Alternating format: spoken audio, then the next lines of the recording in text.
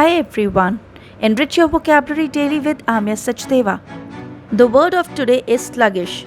In this video, you will learn the meaning of sluggish, its synonyms, and its example sentences. So let's begin. The word sluggish means lacking energy, inactive, and slow moving. The synonyms of this word can be indolent, lazy, lethargic, and listless. Let's see how this word is used in different sentences. He felt very heavy and sluggish after the meal. After staying up all night, the tired teenager was feeling sluggish when the morning arrived.